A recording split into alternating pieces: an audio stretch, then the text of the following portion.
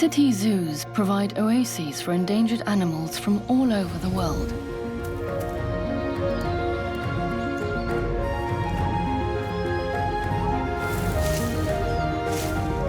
Large zoos, like arks, house a diverse concentration of animals that can't be found anywhere else. The breeding and reintroduction of endangered species is their goal.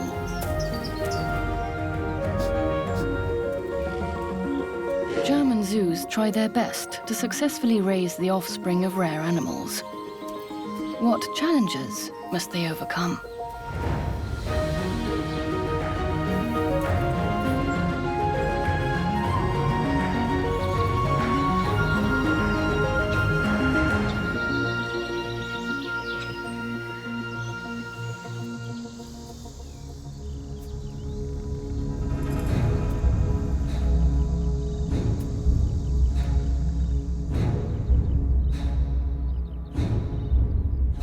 Silent hunter.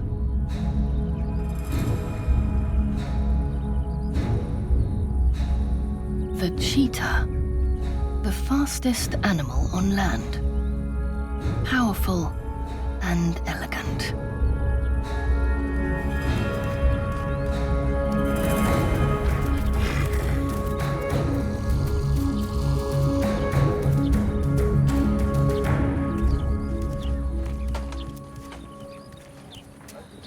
These young zoo cats are 10 months old.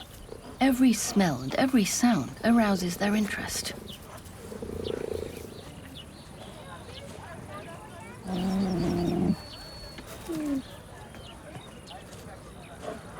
Their environment is very different from the wilderness. Whereas their African cousins have already lost 3/4 of their habitat, these have nothing to fear. Large enclosures are important for their well-being. Cheetahs need space to run around. Privacy is just as important. The 3 daughters live alone with their mother.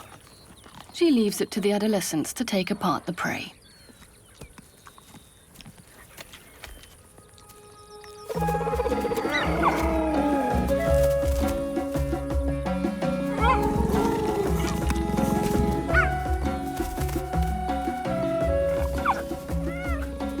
By nature, cheetahs are fast eaters.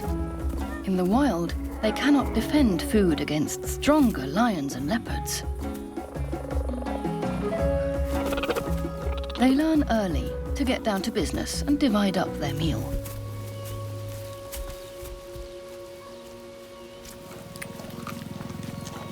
The mother makes sure everyone gets some.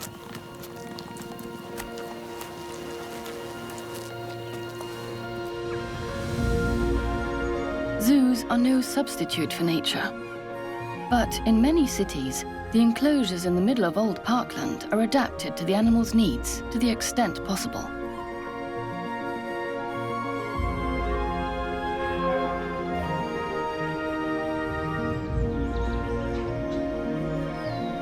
Sometimes visitors can even reach zoos by boat.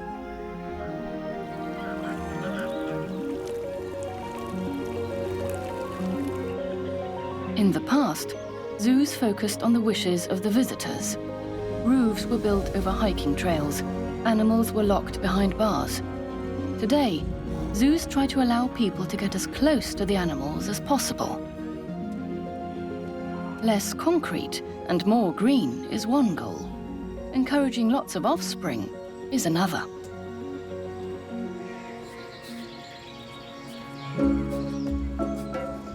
This little black and white ruffed lemur is venturing outdoors for the first time. Because of the wild crows overhead, he and his siblings have had to stay indoors for quite a while. Small lemurs quickly end up as fodder for the blackbirds. The mother gives the all clear. It's almost time for their climbing lesson. On the African island of Madagascar, their wild cousins live high up in the treetops. Those who were born in cages have to learn to climb.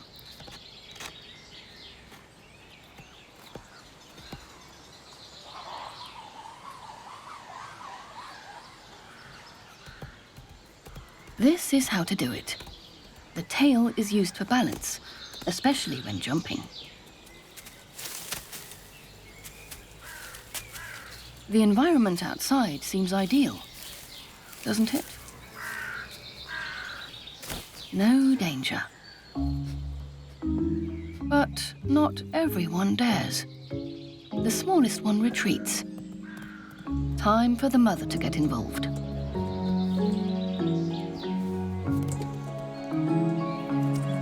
She wears her baby like a shawl, carrying him towards adventure.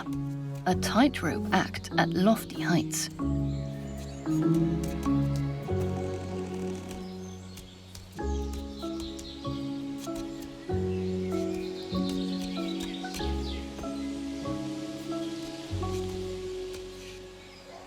Adult ruffed lemurs have no enemies here that prey on them.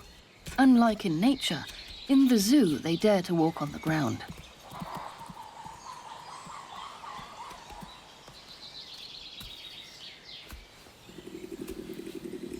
Their outing has made them hungry. The young are suckled for 4 months and grow quickly.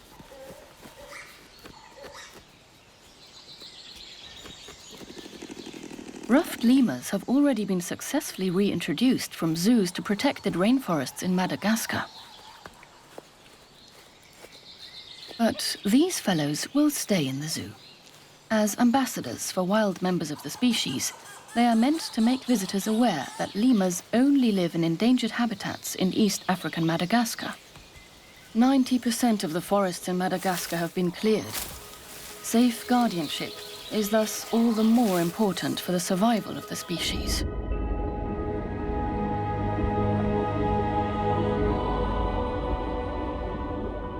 A very rare animal hides in a number of aquariums around the world. It looks like a being from another planet.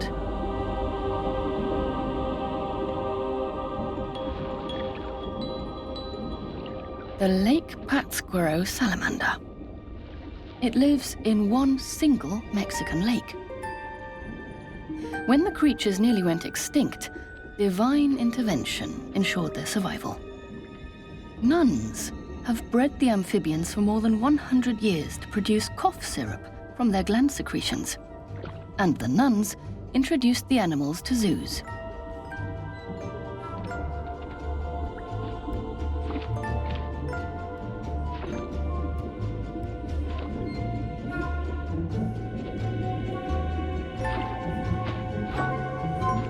In captivity, the salamander proves to be voracious and impulsive. In the wild, they even prey on small fish and crabs by sucking them in at lightning speed.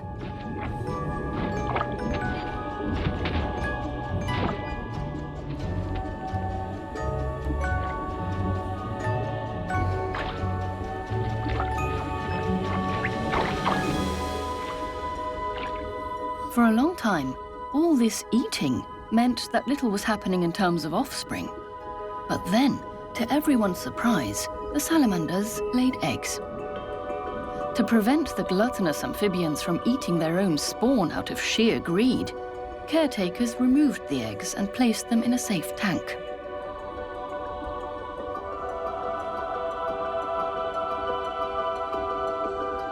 A few larvae have developed from them.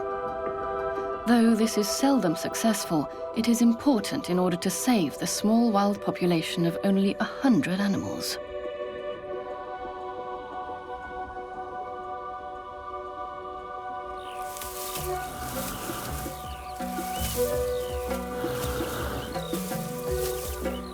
Over at the cheetah residence, the cubs are growing up well.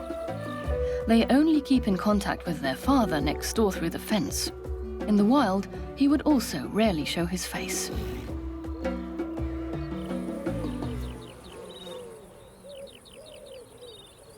In nature, the cats find each other on their own.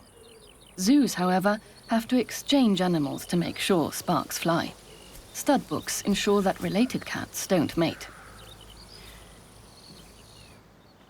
In the zoos, cheetahs are protected against enemies, and food is delivered right to their mouths.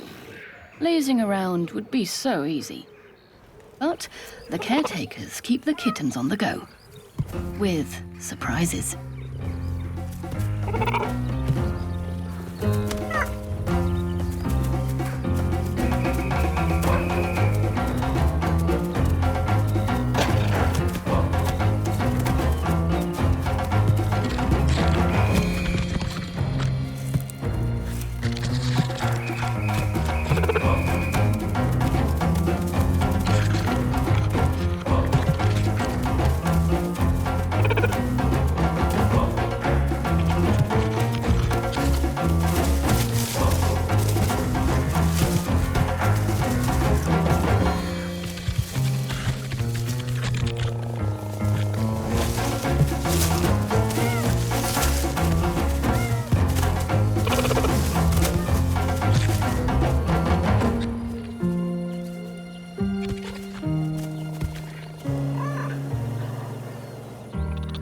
Cheetahs have excellent senses. Even in the zoo, they keep their eye on the unusual object above them, despite their playful mood.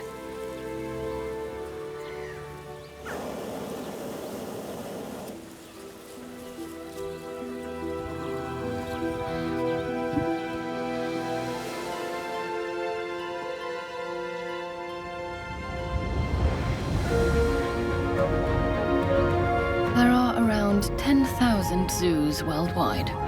Most of them are located in large cities. The first zoo was already established in the mid-18th century. Since then, the parks have continually evolved.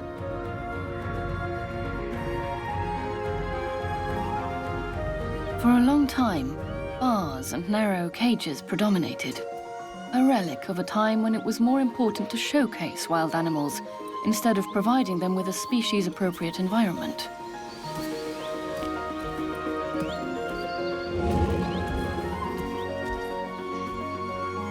Expensive remodeling to facilitate larger and greener enclosures is taking place almost everywhere.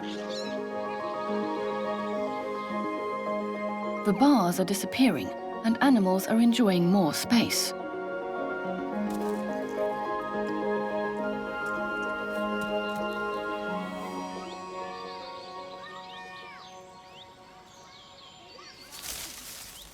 The Bennett's wallaby is very popular with the visitors.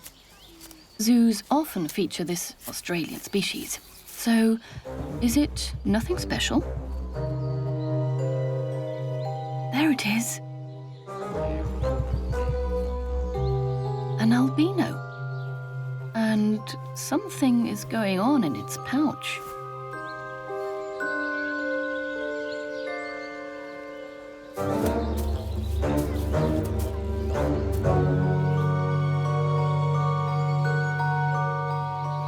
A baby, in the original color.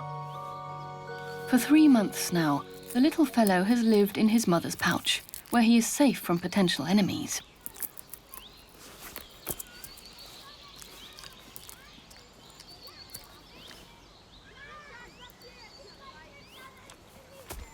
It easily makes friends in the zoo because the albino mum with the brown-furred baby is an attraction. The wallaby enclosure can be entered by visitors, though petting is not allowed.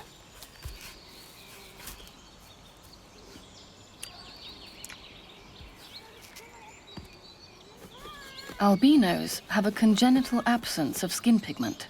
However, because these genes are rarely expressed, the child of a brown father is brown. A nestling in the pouch. This could hardly be easier for the caretakers. They don't have to worry about raising this little zoo dweller.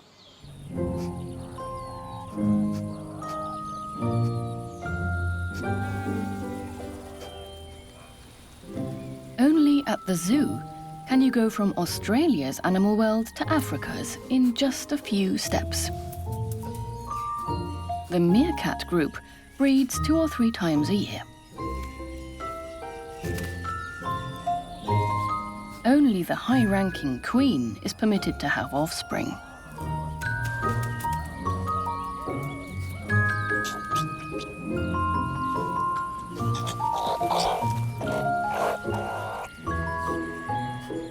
The world outside their den is still uncharted territory for these 3 cubs. They have only been venturing out for a few days.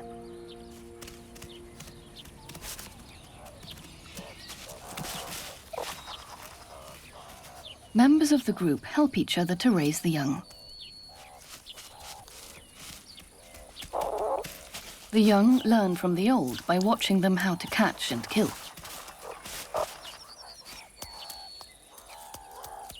The zoo provides the lively South Africans with a number of hiding places, ideal for the curious explorers.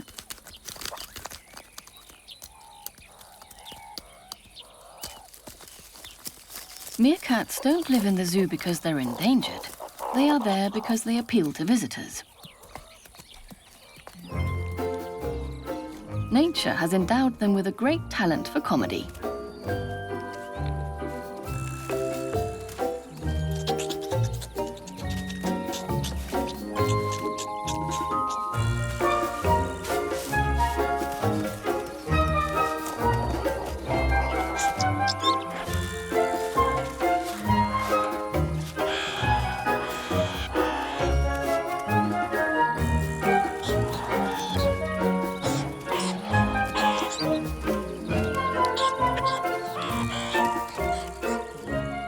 The mother has to keep a constant eye on the merry lot, and this takes its toll.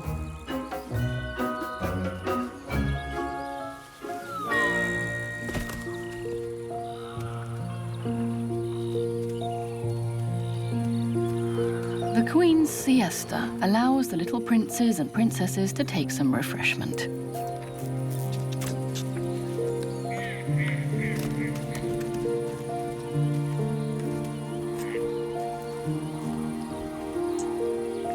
Meerkats are social animals. Physical contact reinforces their cohesion.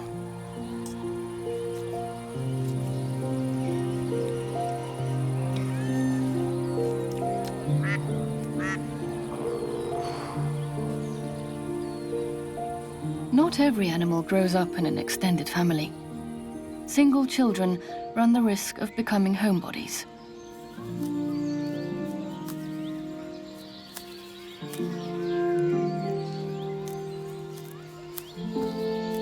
Meanwhile, the little wallaby is 5 months old, and it is positively bursting at the seams of the pouch. The heavy load is becoming a burden for the mother. She indicates that it's time for her child to leap out into the future. But it doesn't really want to, though playmates are waiting outside.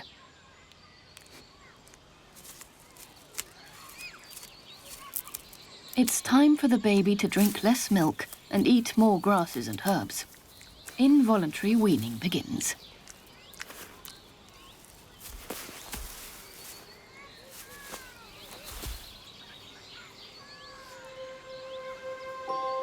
Standing on its own 2 feet seems to overwhelm the youngster.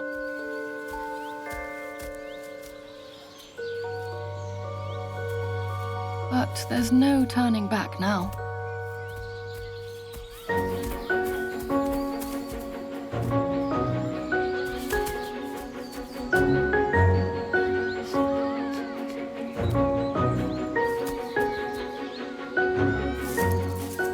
The mini hopper is now having his first experiences on his own. Naturally, the mother stays close by.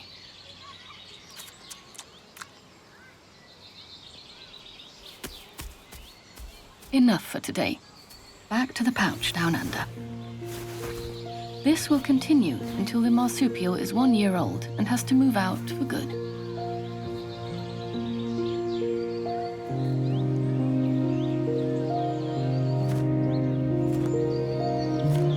Wild animals also make their home in zoos. Free-ranging white storks aim for this zoo in Western Germany. The old oaks are the destination of migratory birds that are returning from their wintering grounds in the south. They immediately occupy nests from previous years, but they are not alone.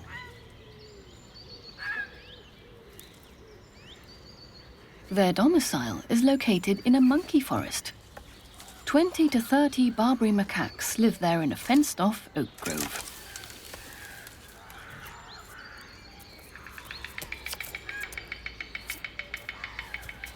Over 100 nesting pairs of storks make the zoo their breeding ground. They find everything they need for their eyrie in the treetops. The Barbary macaques, which originate in North Africa, spend a lot of time on the ground, while the birds are busy with nest repairs at lofty heights. The zoo's dissimilar inhabitants rarely get in each other's way.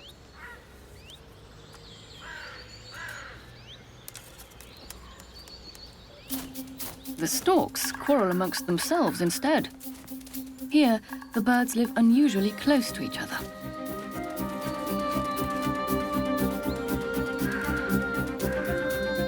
They beat and stab each other over breeding sites and nesting material using their beaks.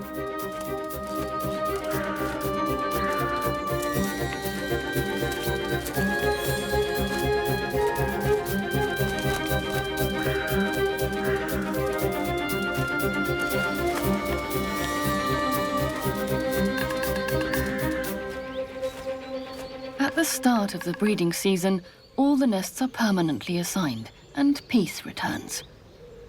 The wild animals integrate into zoo life in an exemplary manner.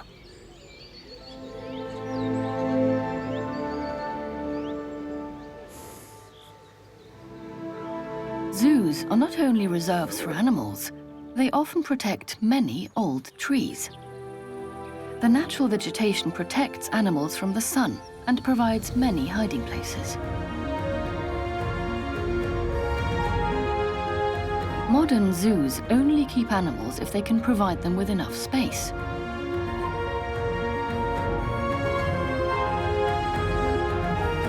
The goal is to build enclosures that emulate the animals' habitats as realistically as possible.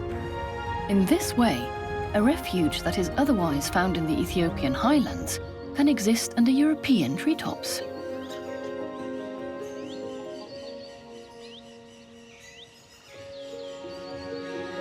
Under these circumstances, it is also possible to keep rare animals. Geladas, a baboon species that wears its magnificent hair like a heavy coat.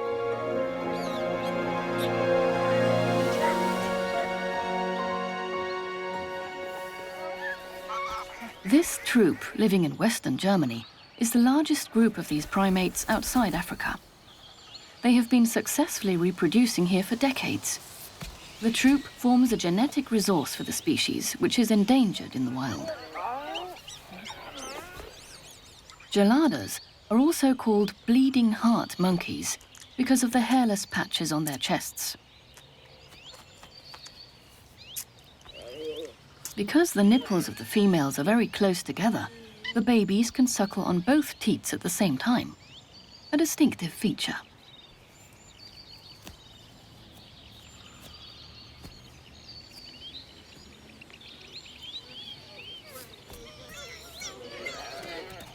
The youngsters grow up in monkey kindergartens, where they learn the rules of coexistence from each other, like in the wild.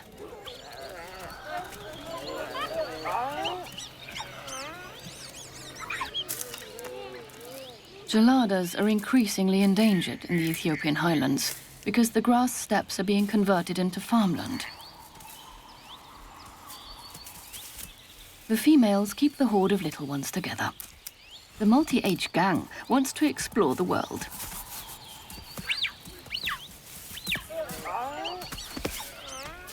There is always monkey business when geladas are involved.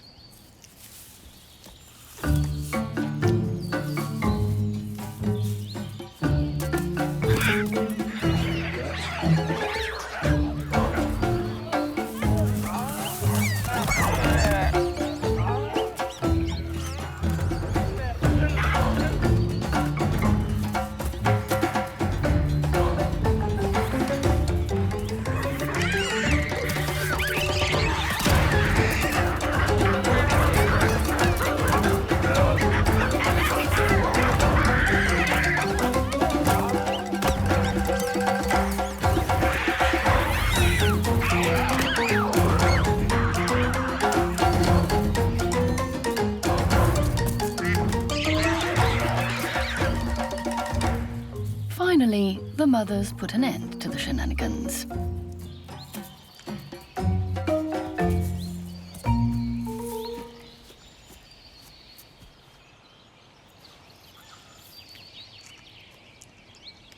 Like in nature, life in the zoo doesn't only have sunny sides.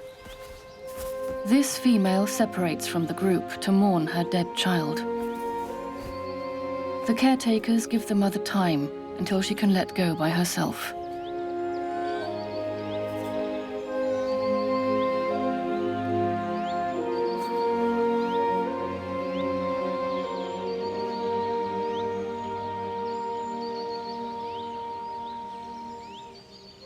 Zoos are no more a paradise than the wild.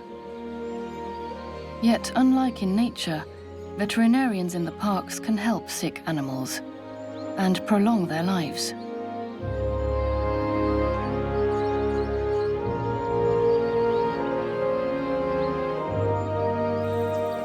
The largest ruff colony of any zoo worldwide lies in the Geladas neighborhood. Ruffs are members of the snipe family and love wet meadows and mud. All of them have brown feathers. But in mating season, the males develop decorative collars with which they try to impress the females.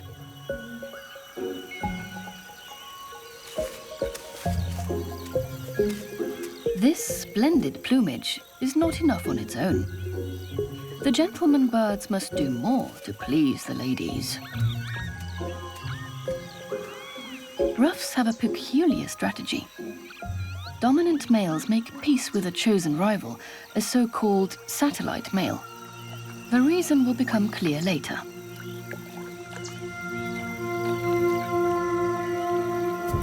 But a territorial male does not tolerate other competitors. Trouble is brewing in the arena, which leads to spirited dances.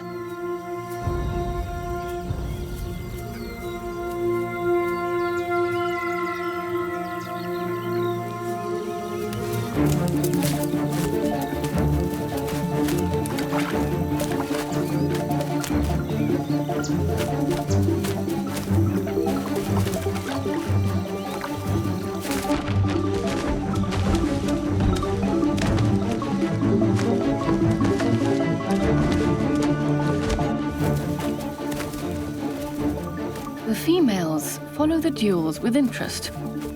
Each selects one to mate with later.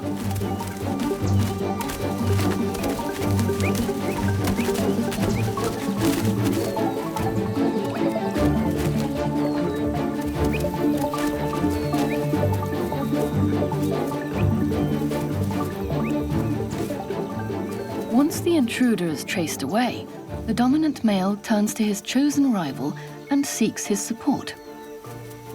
Afterwards, both have more success with females willing to mate. Researchers don't yet know why. The ruffs live in their aviary with other waterfowl. Their trademarks are their pointed beaks, which could prove dangerous to ruff chicks leaving their nests. The many birds in the aviary cannot avoid one another.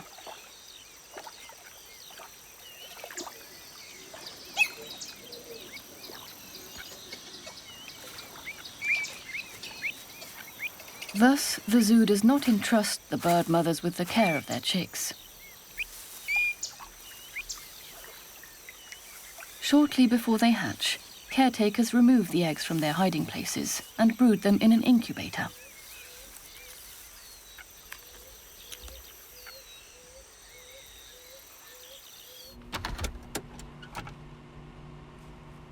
Zoos are trying to intervene in the rearing of animals as little as possible. But there is no alternative here, and for a few days, the warm red light replaces the feathers of the mother bird. Here they are safe from being pecked by large neighbors in the enclosure.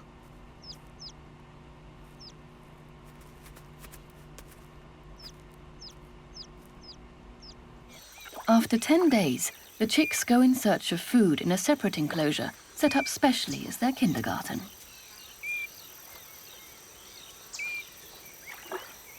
In the wild, ruffs are becoming rare. Zoos provide an important refuge for this unusual bird species. When they are fully grown, they are given to other zoos that are involved in breeding the scrappy birds.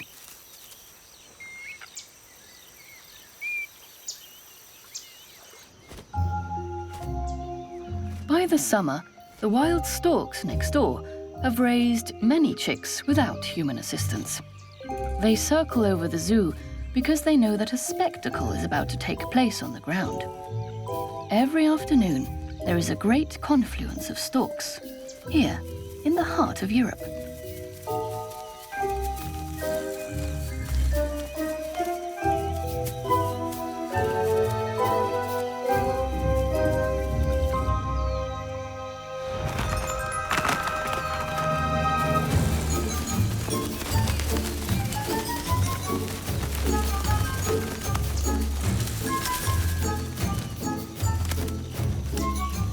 Mealtime, and the storks join in. But many other wild animals also benefit from the regular food supply in zoos. 30 birds like it so much here that they stay in the zoo during winter. The others migrate south in autumn and return to the land of easy food and lodgings the following year.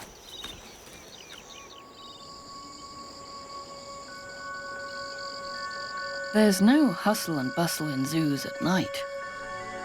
Time for intimate moments of retreat. There is something happening in the rhinoceros house.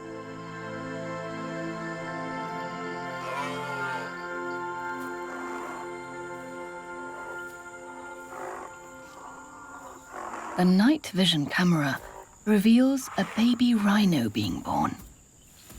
After 17 months in his mother's belly, the world welcomes a healthy male.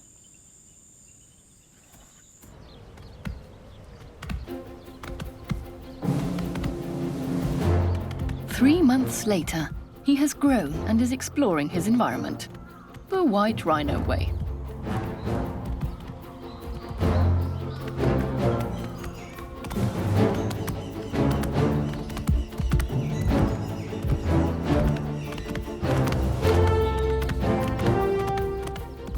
Not a single blade of grass grows where the heavy creatures make their daily rounds.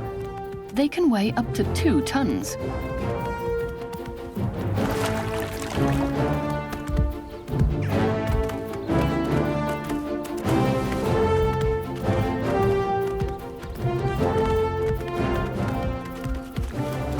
But the ground is good for cooling down, and also for getting rid of pests in a mud bath.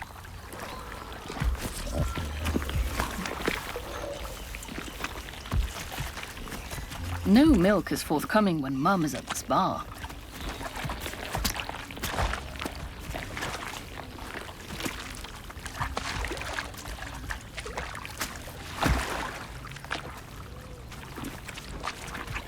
Traders were still catching wild animals for the zoos just 50 years ago. Today, zoos must ensure the survival of species by breeding them. Baby rhinos are still something special.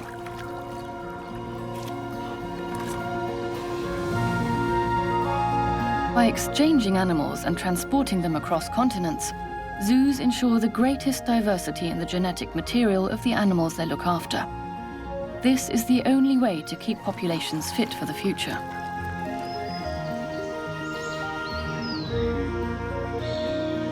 Many zoos specialize. For example, with its successful breeding program, the large German city of Dortmund has become the world capital of anteaters in human care.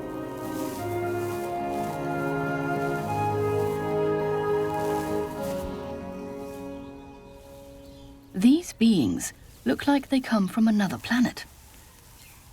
Unlike in their home in South America, they must spend the European winter in a heated nursery for warmth.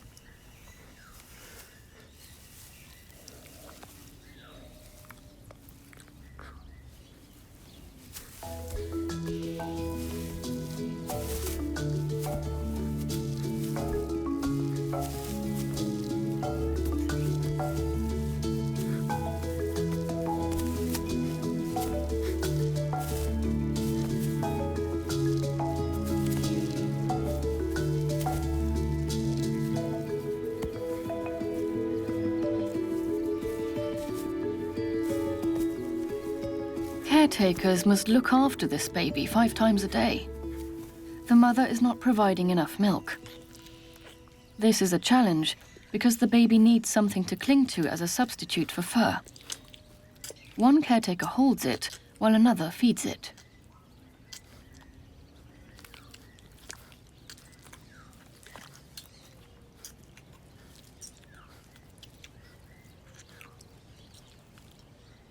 The zoo mother is used to the procedure.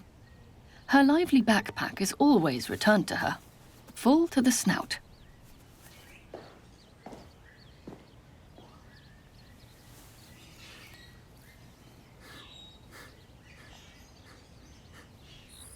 Three months later, when temperatures rise and it's as warm as in the pampas, the youngster gets to piggyback outside.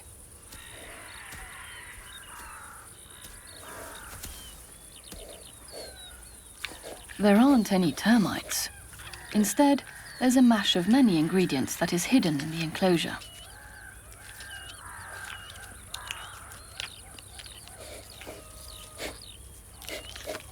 They need scratching posts to sharpen their claws too. The single mother would also use hers for protection against the child's father, who is better off staying in his own enclosure for now.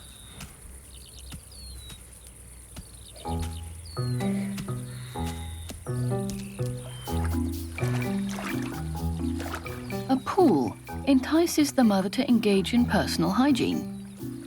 The clingy offspring on her back does not like this at all.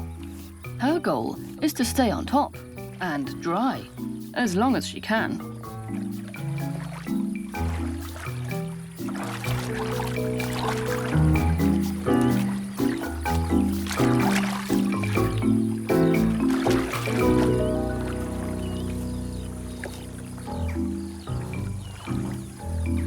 The tactic does not work.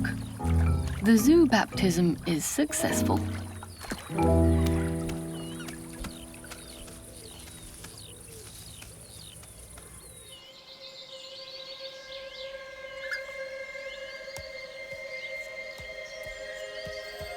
Its discoverer called it the most beautiful mammal on Earth, and it can be found high above the ground. The red panda is a teddy bear come to life with button eyes and plush fur.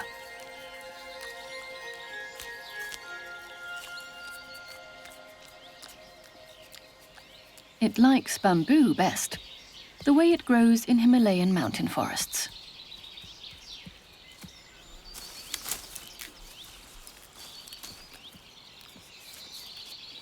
He notices that she is eating large quantities of bamboo, more than usual. There must be a reason. And here it is. Two young cubs are slumbering in this nursery. Born nearly hairless and blind, they remained well protected in the dark for a long time. 8 weeks later, they already resemble their parents. The mother must eat a lot to provide milk for the cubs.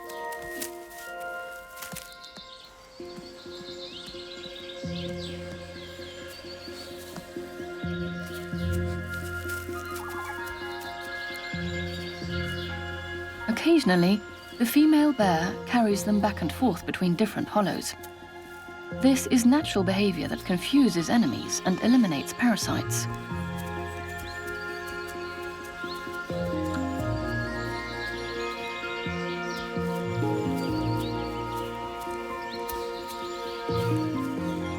The male refrains from raising the offspring. Red pandas are solitary. The mother almost always takes care of the little ones alone.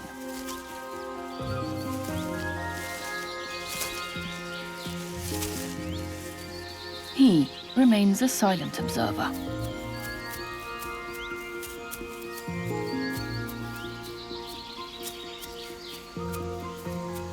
After the excursion, they are back in their concrete home.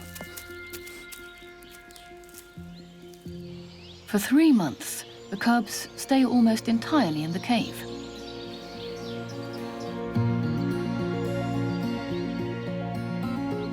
Though their Asian habitat is dwindling and little bears are poached there for their fur, in zoos they are not exposed to danger. On the contrary, zoos collect money for conservation measures on behalf of their animals' wild counterparts.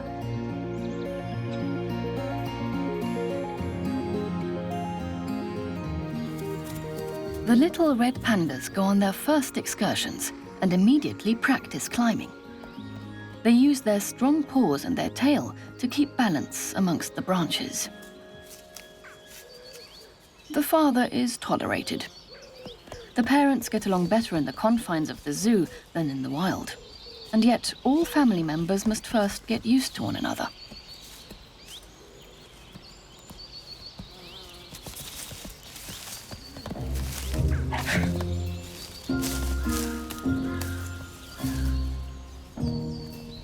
Trees in European parks are good substitutes for Himalayan vegetation. However, the thin branches pose a challenge for inexperienced climbers.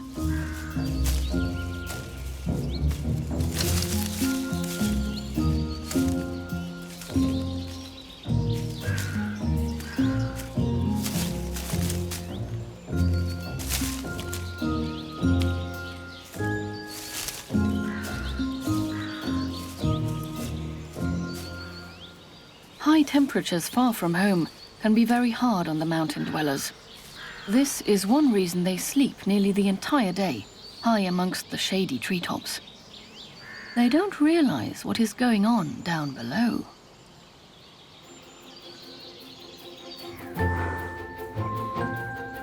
The horns of the little rhino have grown.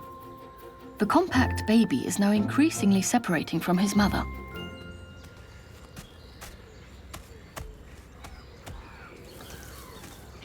He is now more preoccupied with things in his environment, almost like in Africa.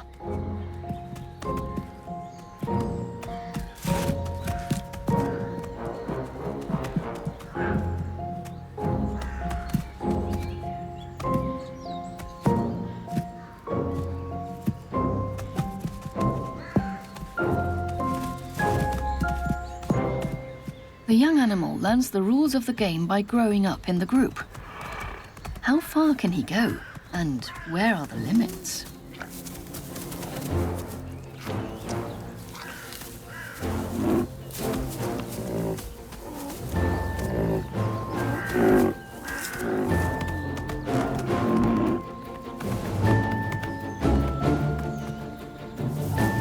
The rowdy loves duels on his playground.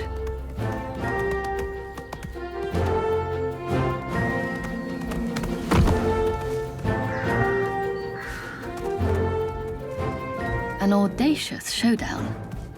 200 versus 2,000 kilos.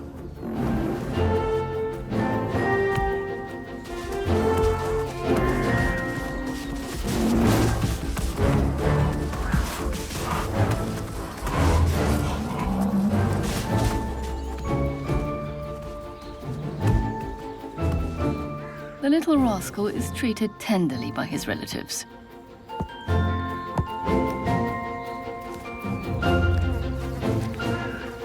Here there are no poachers targeting pachyderms for their horns. A little rhino can grow up to 50 years old at the zoo.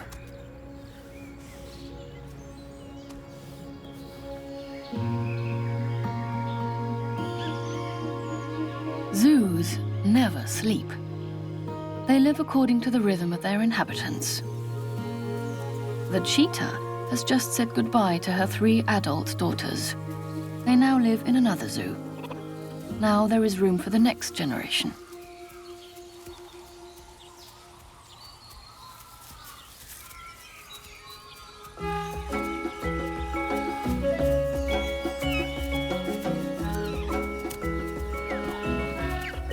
Two years after the last litter, the cheetah mother has 4 more cubs.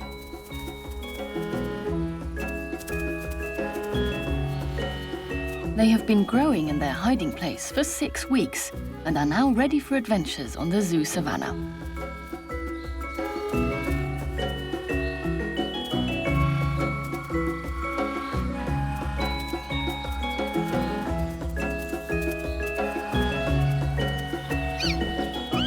The mother remains vigilant, as she would in nature. She would not be able to defend her offspring against lions, leopards, or hyenas.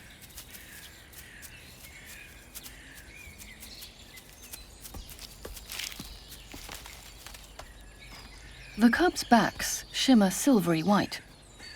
On the savannah, this coat color protects them reliably from attackers. It will be some time before the cubs look like their mother.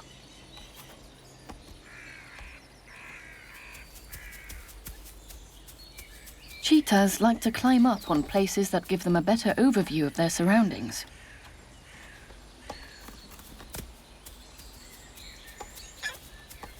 In the wild, many dangers lurk for young cheetahs. Many die as a result of diseases, accidents, and enemies. Here in the zoo, they have a better chance of growing old. The siblings are regularly examined and vaccinated by the vet.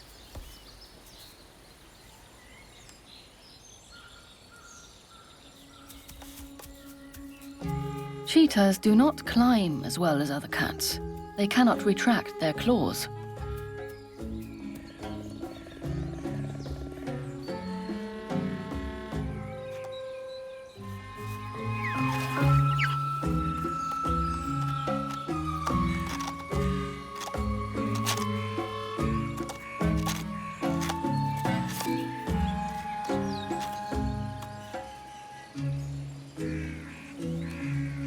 The offspring learn primarily by watching and imitating their mother.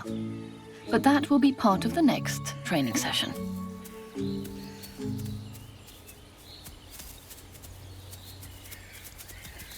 For a long time, zoos around the world had great difficulty breeding cheetahs. They are very selective when it comes to choosing partners and cohabitants. It's best for the cubs to live alone with their mother, as they would in the African wilderness.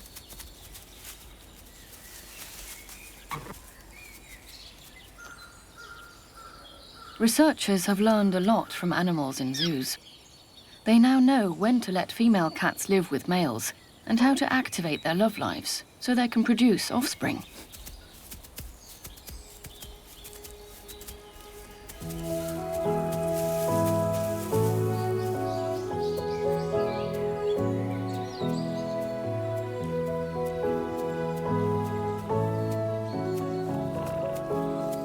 Females that give birth for the first time at a young age breed better in the long run. It is also important for them to have little contact with males. This makes the occasional rendezvous all the more exciting and successful.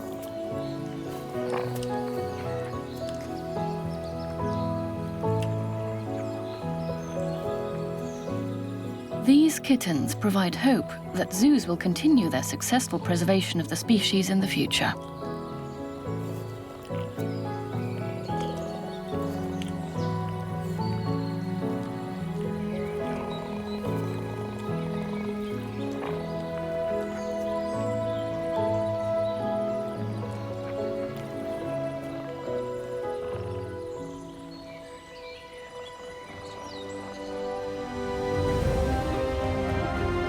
Zoos cannot save the animal world on their own, but they make a significant contribution to ensuring that some species are not lost forever. Some animals will be released into the wild. Some will spend their lives in the zoo. But all of them are born to be wild.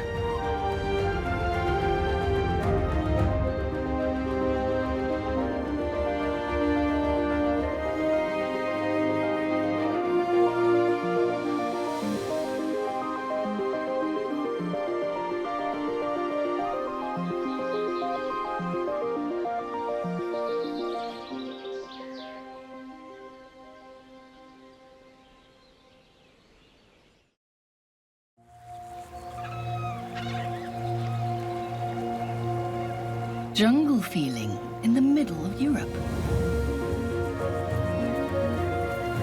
Here, animal species that are endangered in the wild find shelter.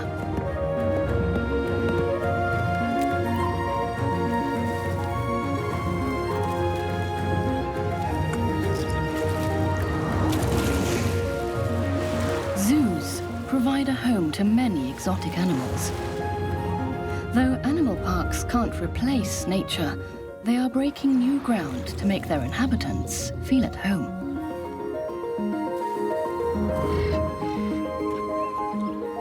But how do zoos make sure the animals aren't bored and that they stay healthy? In Germany, modern zoos are striking out in new directions to provide their fosterlings with a species-appropriate future.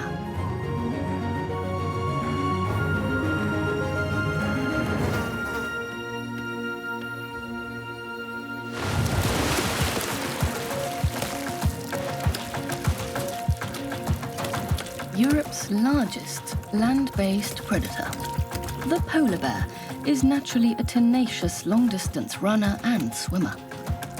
How can an animal like this feel comfortable in a zoo?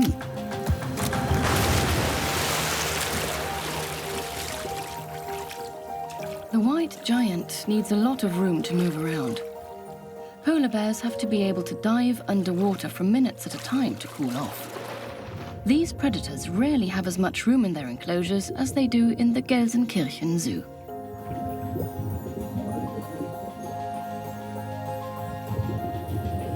The powerful beasts are loners who only get together briefly with their fellow bears for mating.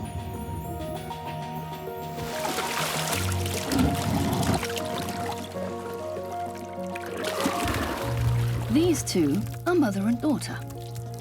It's not easy to raise polar bear cubs to adulthood. Many die young in zoos, just like they do in nature. But this one has survived the critical period.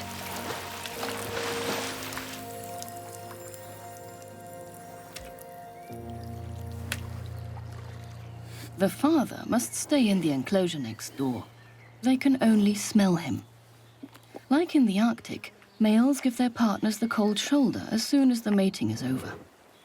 The mother bear raises her daughter by herself. She nurses her little one for more than 2 years. Zoos must limit breeding. Most of them lack space, and only a few young bears can be sent off to other zoos. The animals are in danger of not getting enough exercise in their enclosures. But modern zoos have a remedy for this. New things to try out. Polar bears are curious, and their caretakers use this curiosity to keep them on their toes.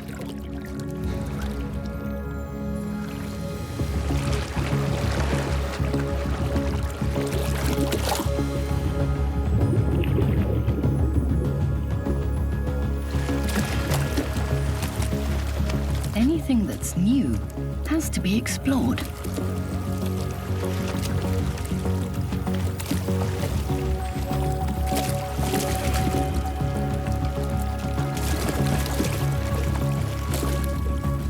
In her very own way, she treats the surfboard like an ice floe. She tries to break the ice so she can get to the tasty seals below.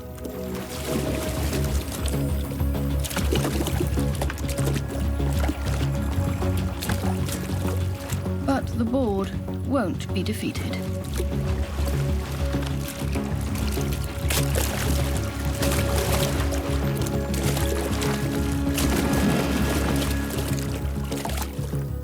The result? The bear has trained her muscles, practiced hunting behavior, and worked off stress. Healthy polar bears in zoos guarantee the survival of a species that is losing its habitat due to global warming. Though no enclosure can provide the expanse of the Arctic, zoos can adjust their bears' homes according to their needs.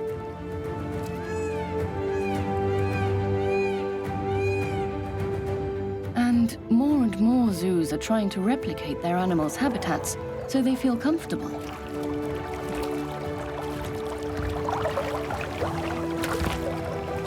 They are meant to live according to their instincts, and the visitors are meant to feel like they're on safari.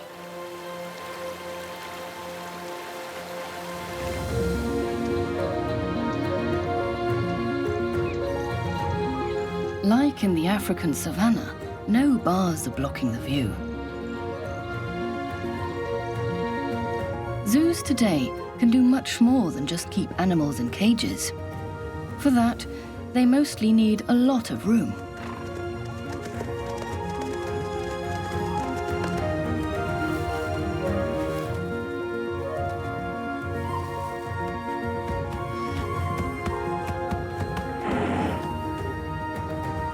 In the midst of the Ruhr Valley, Germany's largest industrial region, a herd of rare Rothschild's giraffes stalks across an area that is half the size of a football pitch.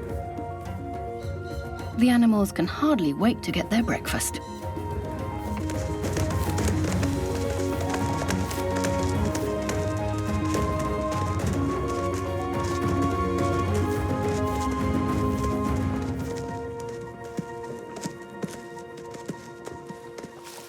Nobody wants to miss anything.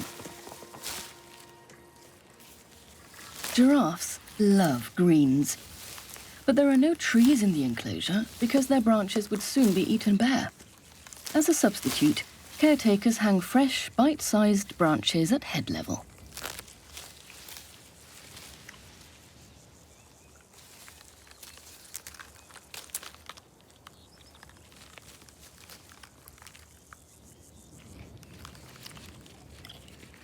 One giraffe needs 30 kilos of leaves per day.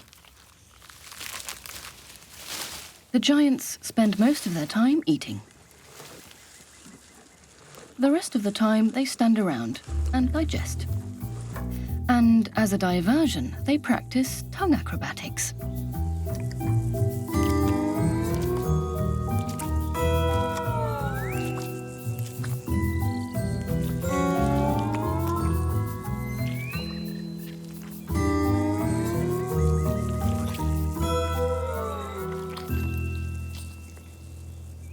These giraffes are not alone. They live with various species of antelopes, almost like in the wild. They see, smell, and hear each other, which keeps their senses alert. And there's more.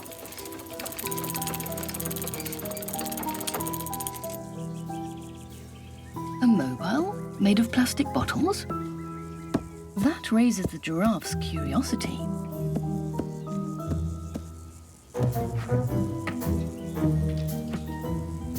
There are delicious grain pellets inside, but they're hard to get to.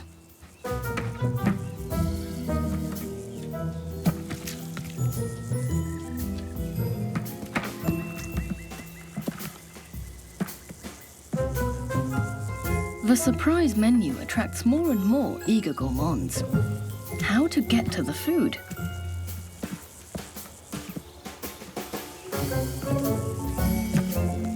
Luckily, their tongues are nearly half a meter long and very maneuverable.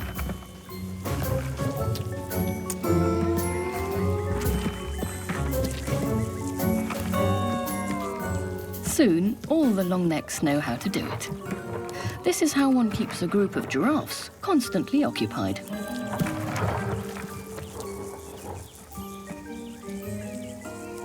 Whereas giraffes tend to be rather phlegmatic, other species are practically unstoppable.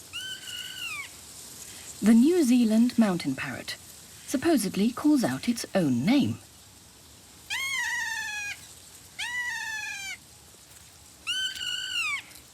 Kia. Its claws and beak are its tools. Because of their insatiable curiosity, the odd birds are unpopular in their native country, New Zealand, and have become rare.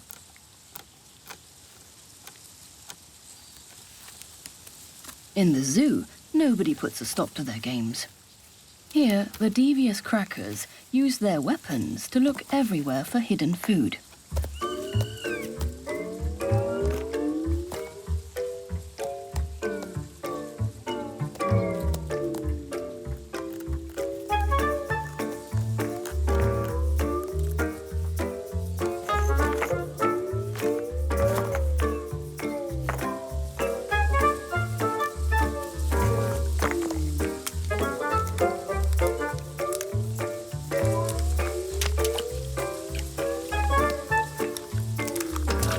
The net of their aviary is particularly stable to make it beak-proof. When they've finished eating, they investigate everything. Hey, stop! Even our camera.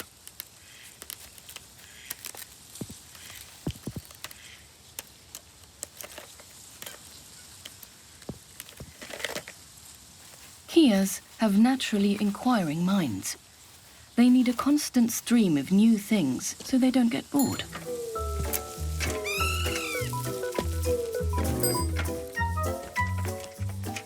As long as the caretakers are creative, the serial offenders leave the aviary nets alone. In New Zealand, people set up playgrounds just for them, so they don't mess about and cause trouble elsewhere.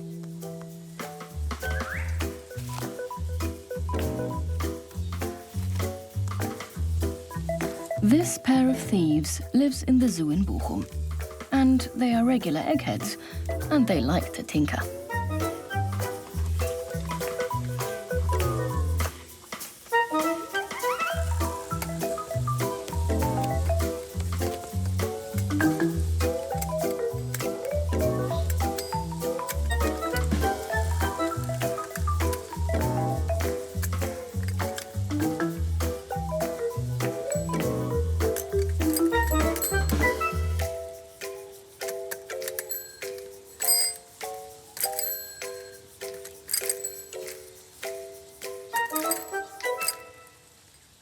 Just a couple of wing flaps from the aviary, there is a small aquarium. It houses an equally curious inhabitant, behind glass.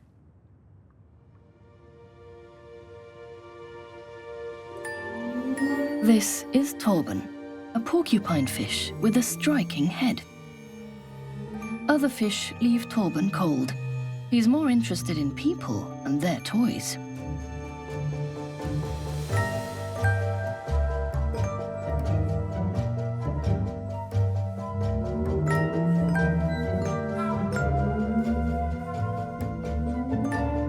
It almost seems like he's smiling. But he's really an imposter. A poisonous little fellow with deadly spikes on his body. He doesn't use them here, though, because he doesn't feel threatened. On the contrary, he knows this visitor well.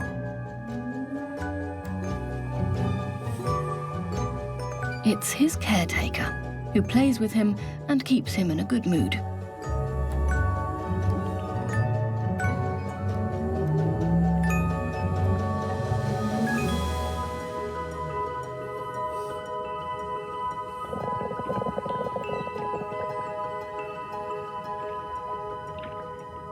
The diver makes sure Torben's visitors always have a clear view of him.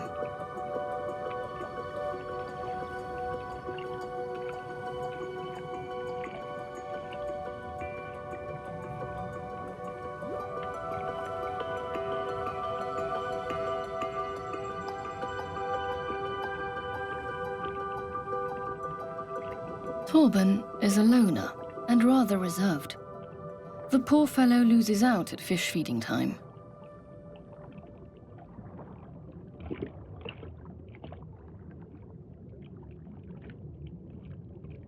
The others are simply too fast for him.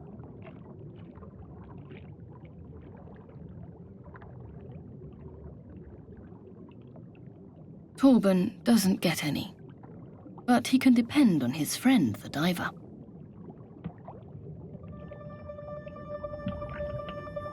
A red disc. And food. Torben doesn't take long to understand. Disc equals food.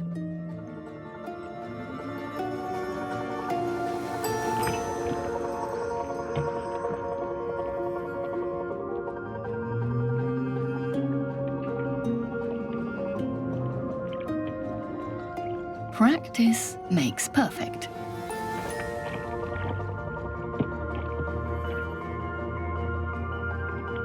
The caretaker's special treatment ensures that even the loner gets his meal.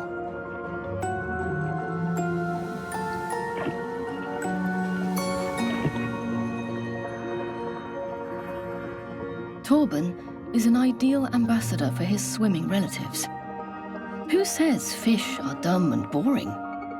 This goes to show that a zoo can be a place of amazement.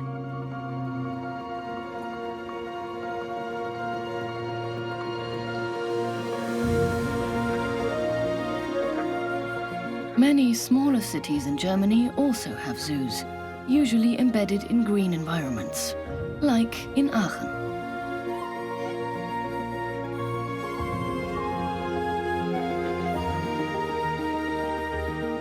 Not all of them have room for large animals like elephants and giraffes, yet they try to keep smaller species in naturalistic enclosures.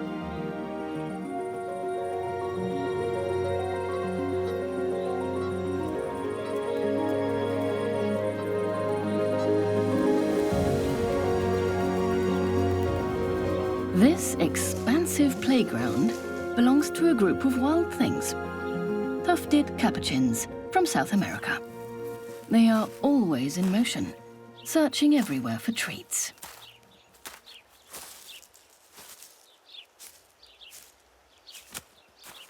Mother Nature even sets the table in the zoo. Nobody needs to keep these monkeys occupied. They come up with crazy ideas all by themselves.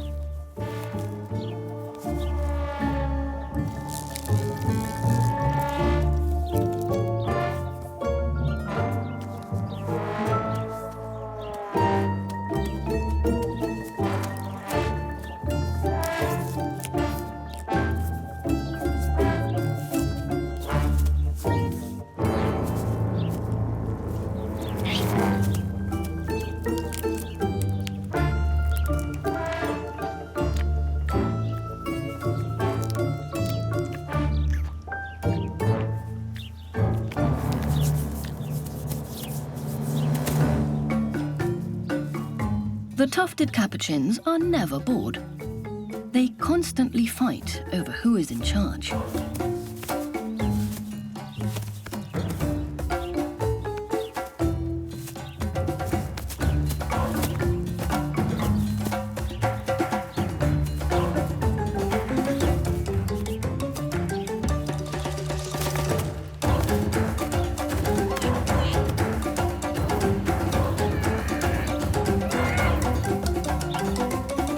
Occasionally, there are coconuts. They fight over them too. The monkeys are clever. They know they have to open hard objects with force. This way, they can get to the delicious coconut meat and milk.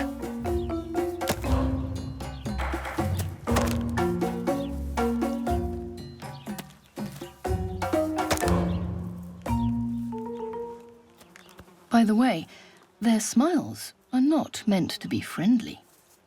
They're a threat. Keep a distance. If they're eating, they want to be left alone to savor their meal.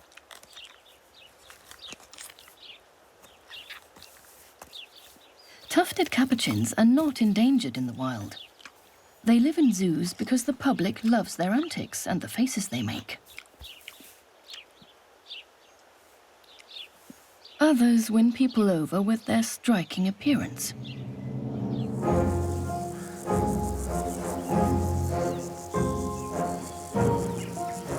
This Galapagos tortoise has about 120 years under its belt.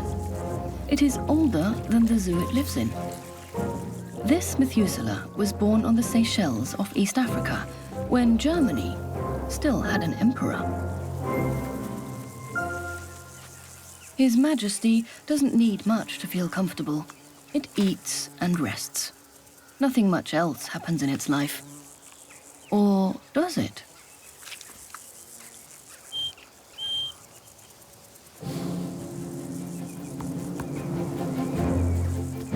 This animal is doing some brain jogging, learning that a whistle means training is beginning. The task is to follow the red ball.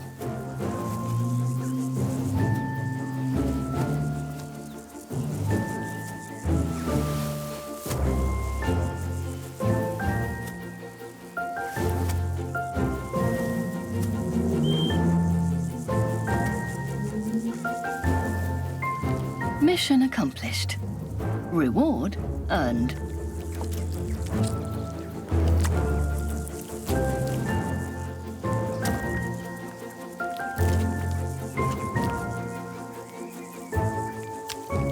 This brain training not only keeps the Colossus fit, the game reinforces its trust in its caretaker.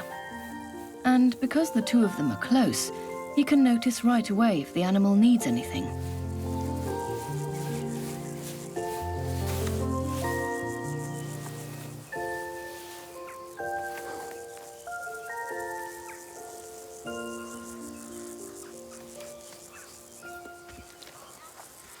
While things are pretty calm at the reptile's place, there is more activity next door.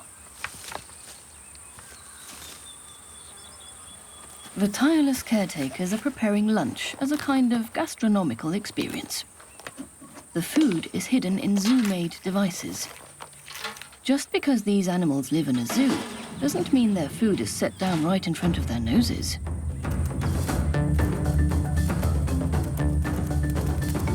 An entire family of hungry western lowland gorillas.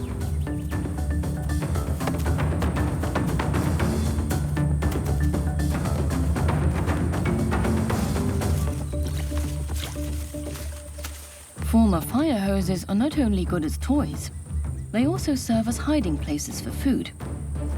In the Krefeld Zoo, animal lovers keep coming up with new things for their favorites to train their bodies and minds.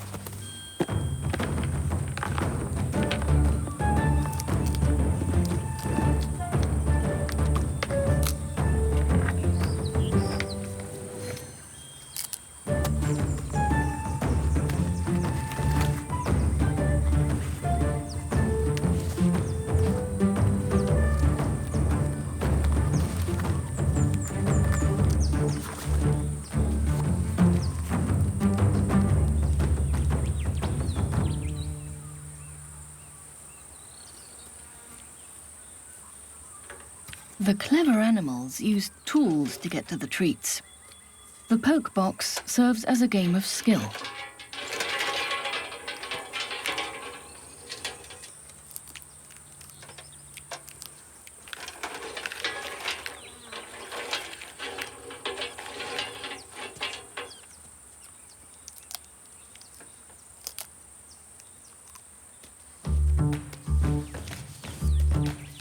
The zoos are constantly developing.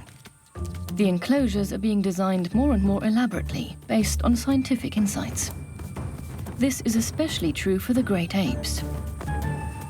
Though many animal rights activists think keeping them is wrong, the zoos mean to treat them especially well.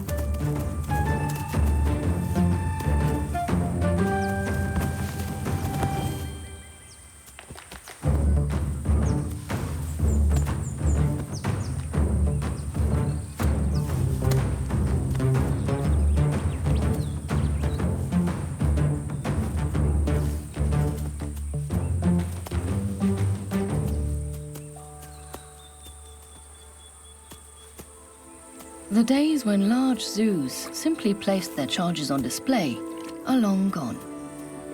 Today, the focus is on the animals' comfort and on providing them with entertainment.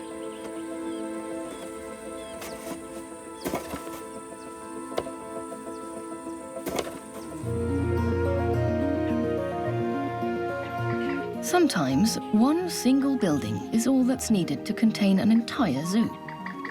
The diversity of a bizarre underwater world can be found in the belly of this ark in Düsseldorf.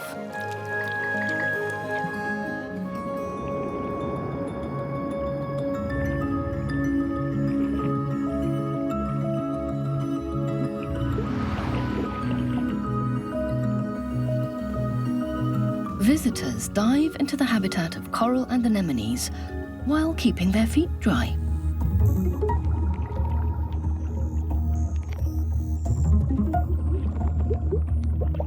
The octopus is like a being from another planet. It is a cephalopod, related to snails and mussels. With 8 tentacles and suction cups, the octopus is a very skillful hunter.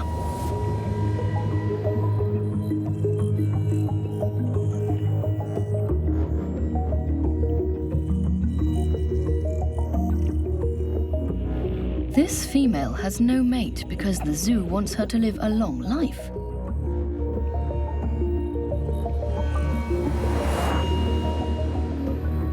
Octopuses die shortly after mating.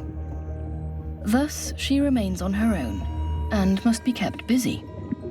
A treat is hidden in this jar.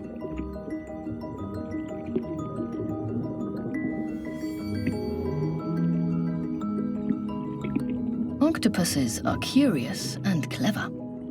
Their brains are as capable as those of rats. And since it doesn't have a skeleton or a shell, such a mollusk is extremely nimble.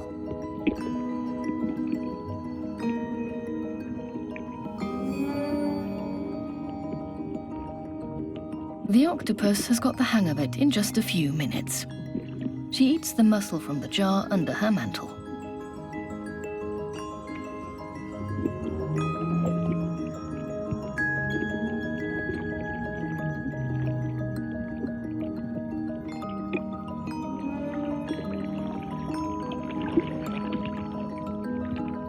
Octopuses don't live much longer than 2 years. Following this one, the next experimenter will arrive, straight from the ocean. And instead of ending up grilled on a plate, it will astonish visitors.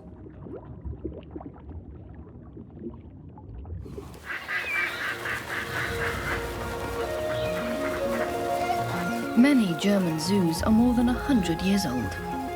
They must carefully modernize while in operation.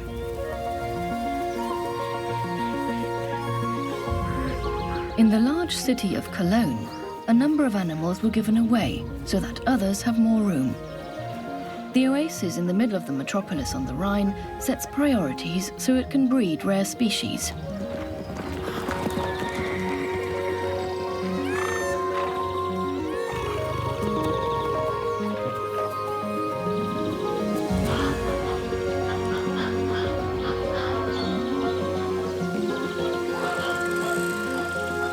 A good example for the ways in which animal keeping has improved over time are these beloved pachyderms. Big mouth, short legs, a meat mountain of well over a ton, and a chubby cherub on top of that. It's the first hippopotamus baby in years.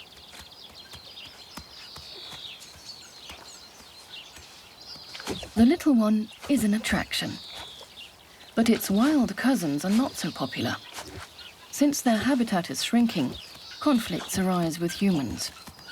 The zoo uses these happy hippos to raise donations for protected areas in southern Africa.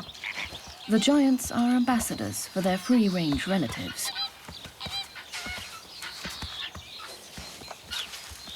There hasn't been a hippo youngster in Cologne for a long time, but not because things didn't work out. They weren't meant to. In the zoo's oldest building, the hippos didn't have much room. The pools were small and crumbling. This was no place for offspring. The hippo ladies were given contraceptive pills as big as dinner rolls. The animals finally moved out of the aging building in 2010.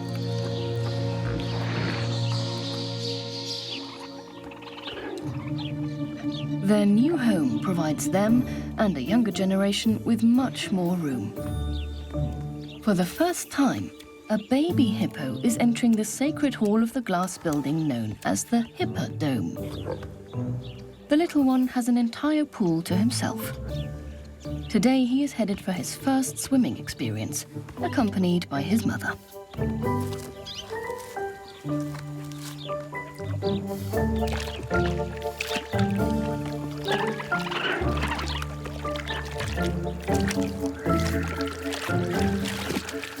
Baptism in this swimming pool, lukewarm as an African lake.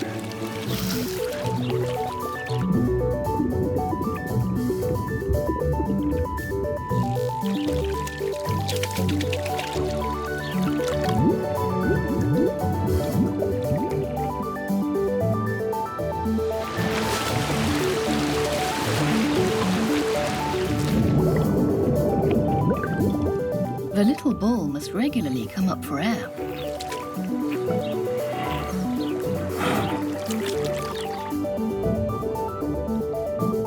The little boulder of joy doesn't need to learn how to swim.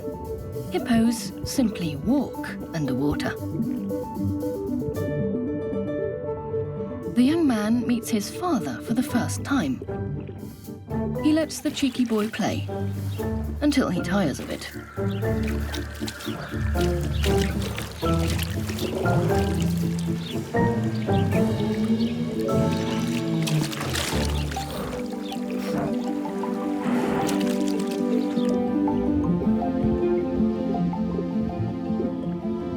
The mother nurses the little one underwater. That means he must plug his nose while he's suckling, then take a breath, and so on.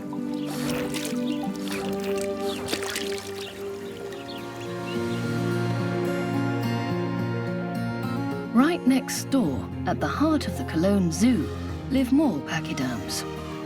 No other animal species here has so much room.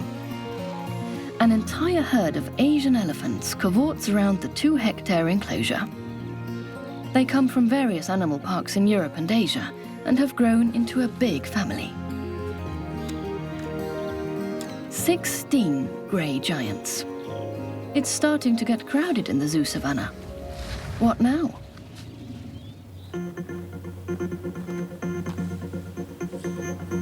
Three animals are embarking on a journey. Caretakers control the gates in the inner enclosure electronically, making sure that the right pachyderms stay together.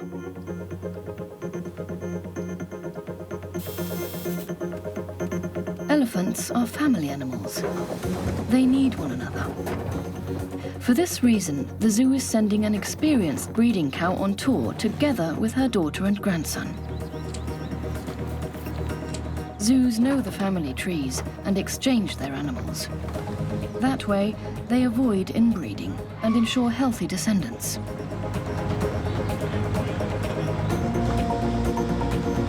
This fright is headed for Denmark and the Copenhagen Zoo.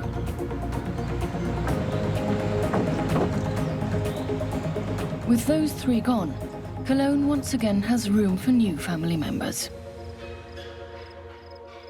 And one is to arrive soon.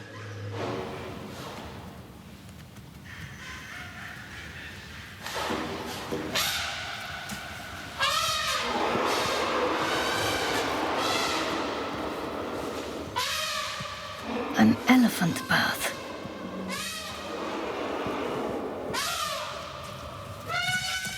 The experienced aunts and sisters push the newborn into a safe corner and form a protective ring.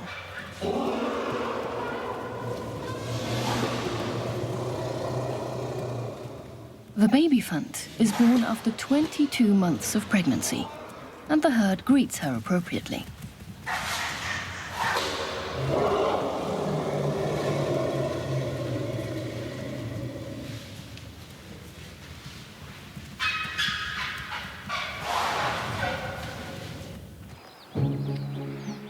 The little girl dares go out into the fresh air under the protection of her bodyguards.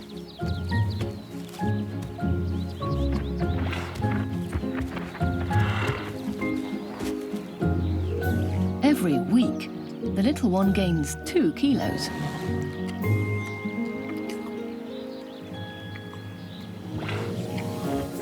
Her mother will nurse her for up to 2 years, and they will stay together until then.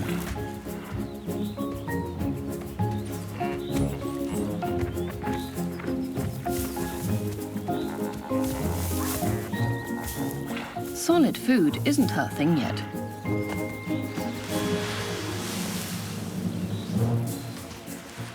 Soft sand is imported regularly. It's an ideal playground. She has to learn how to organize the little trunk and legs without hurting herself.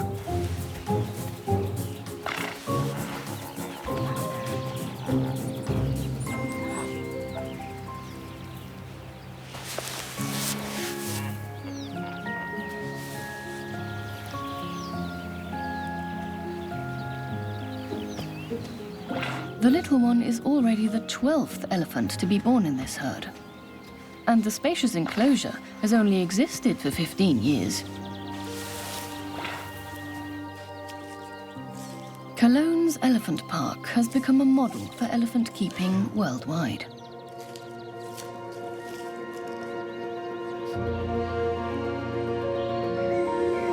Many zoos incorporate architecture and old tree growth into their animal enclosures. This attracts visitors. Zoos are popular cultural institutions, and for city dwellers, often their last window on the wilderness.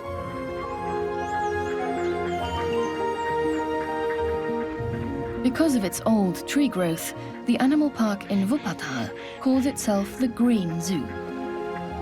There have been many modifications here over the last 2 decades to create naturalistic enclosures for the animals.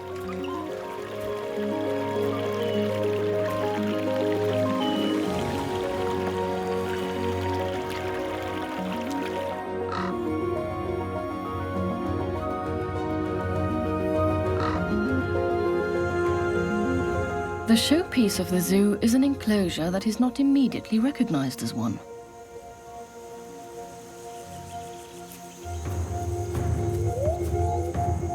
The lion savanna.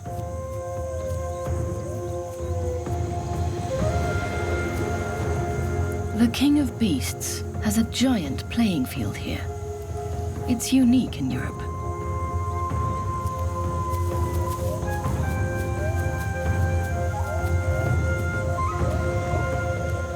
The noble cat does not live alone.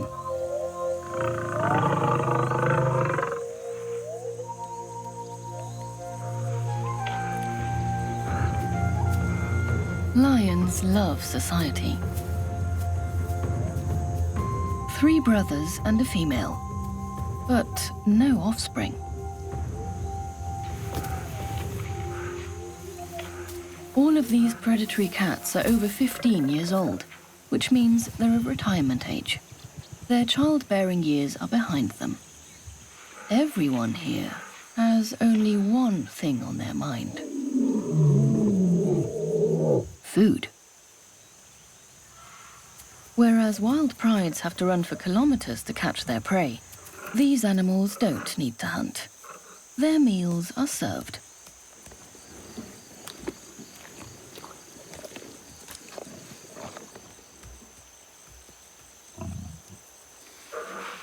Still, a law of nature prevails in the lion retirement home. First the gentleman, then the lady. Room service for the seniors. In the wild, female lions are in charge of meals. Here she doesn't have to do anything but wait until it's her turn.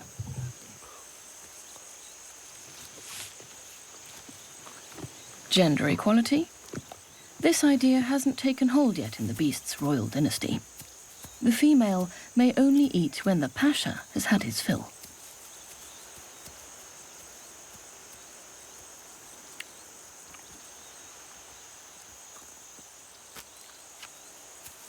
Because their lives are stress-free and they have good medicine and enough food, the old gentleman and the lady in the zoo can live much longer than their cousins in Africa.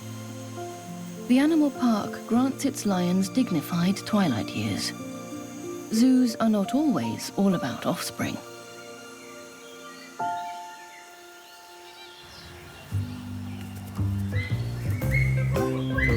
The aviary next door belongs to much more playful creatures, bonobos.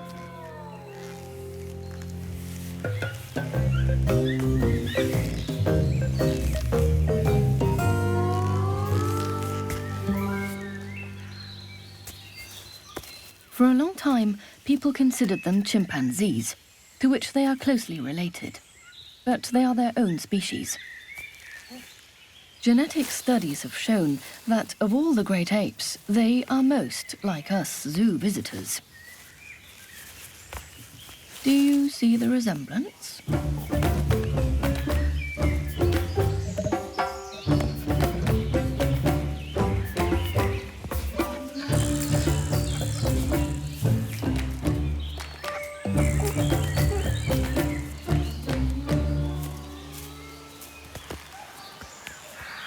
Though bonobos live in social groups, one of these is an outsider, Billy.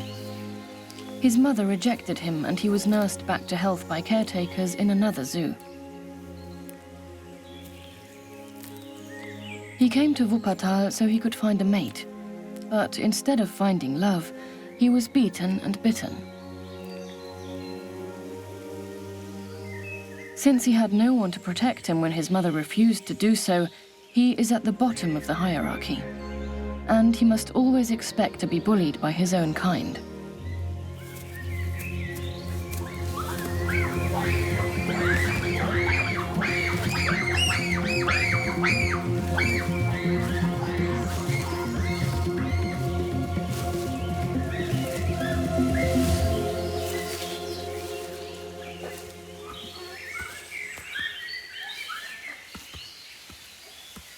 Billy's fate made headlines. Animal rights activists demonstrated angrily, demanding he be moved to an animal sanctuary. But bonobos also bite each other in the wild, as behavioral scientists know. This is how battles for dominance are fought. Therefore, despite all the protests, the zoo tries to integrate the ape into the group. It hasn't given up hope.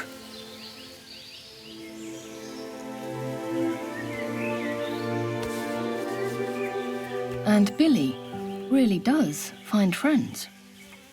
Recently, a few fellow lodgers have approached him, groomed his fur, licked his wounds, and even protected him from attacks.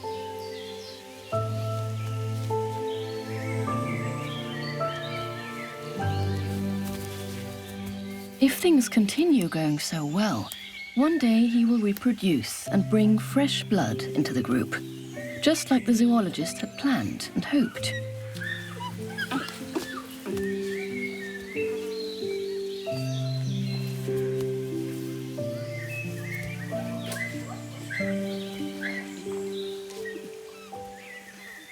Maybe there will be a happy ending to this monkey business after all.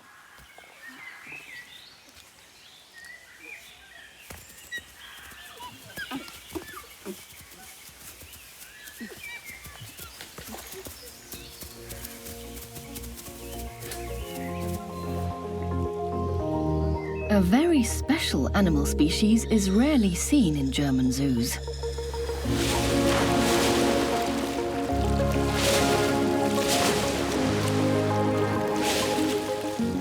Bottlenose dolphins.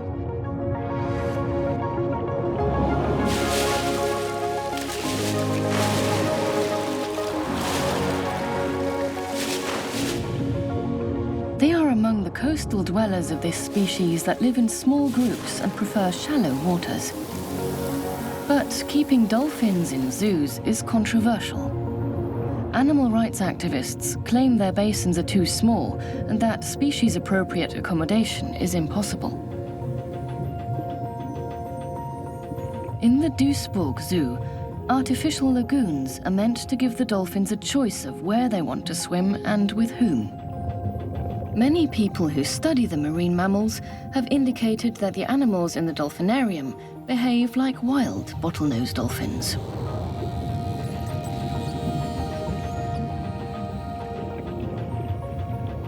Two of the animals that were caught in the wild still live here and are now over 40 years old. All the other dolphins were born here.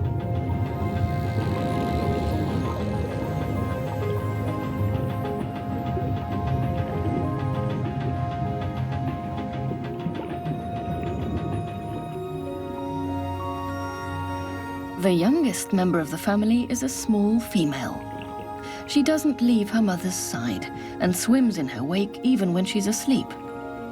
The mother watches over her little one to make sure she surfaces to breathe.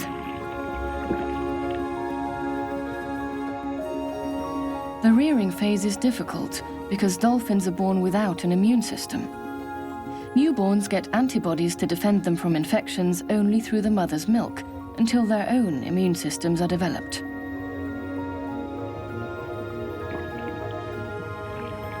The two of them remain by themselves at first, so no one disturbs them. But after a few weeks, the little one is introduced to the family.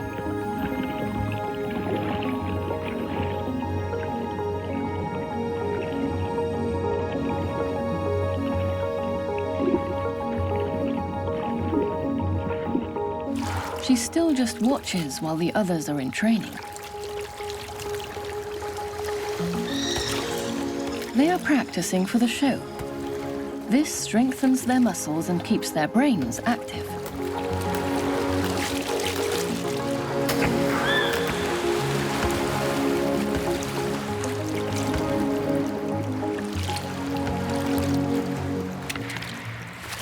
Due to their training, the bottlenose dolphins can be touched.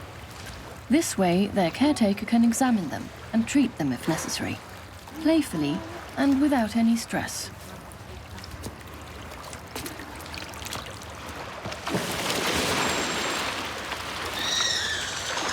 The first dolphins came to Duisburg more than 50 years ago. Researchers have learned a lot about the animals since then. Now the zoo understands more about what the marine mammals need. Today, they survive much longer in the dolphinarium than they did at first, and they regularly have babies. Though dolphins are no longer caught in nature to perform tricks in Duisburg, many people are still opposed to keeping dolphins in zoos.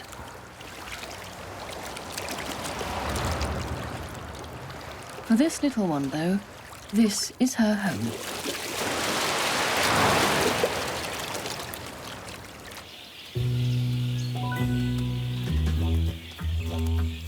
This bloke also lives here. A male koala, on the way from his sleeping place to work.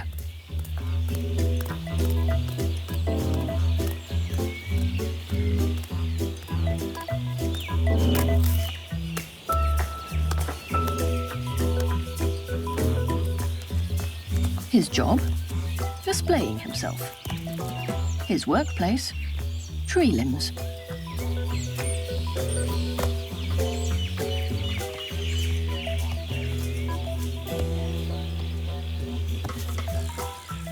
Only a few zoos dare to keep these fellows. The furry beasts with the prominent noses are sensitive souls, subject to stress and illnesses. Koalas are real gourmets and only like certain kinds of eucalyptus. And then, only the fresh, young, tender leaf shoots, if you please. They eat an entire kilo of them every day. This is what makes it so difficult to keep them. The zoo cultivates its own eucalyptus trees just for them.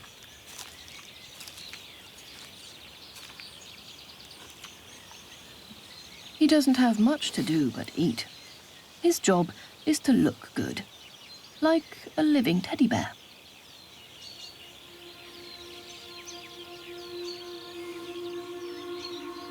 Working as a model is tiring. Since the greens contain poisonous substances, the koala has to digest quite a bit and cannot be disturbed while he's working. In the covered domicile next door, his partner doesn't have as much peace and quiet. Thanks to him, she is not alone.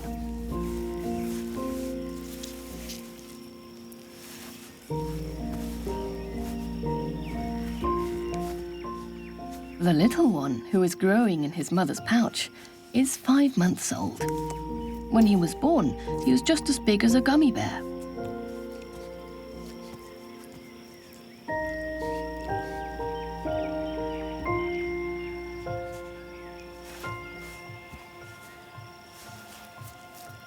His father has nothing more to do with him. A koala lady only allows a gentleman to approach her briefly. If he tried to otherwise, the cuddly creature would get prickly fast.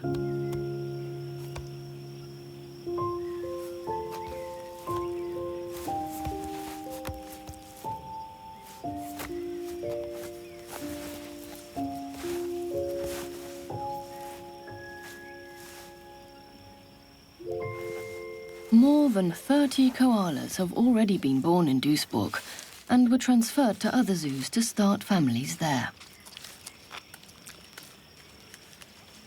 In Australia, koalas are threatened by the deforestation of their habitat.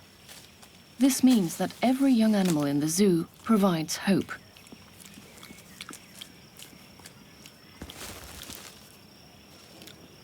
As the koala child gets older, this mama's boy becomes bolder. he dares to take little journeys through the adventure course.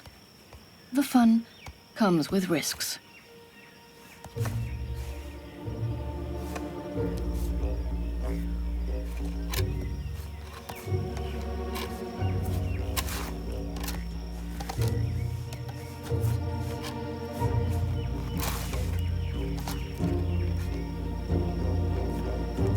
If the animals grow up healthy and fit, they can enjoy living in zoos, have adventures and nurture offspring.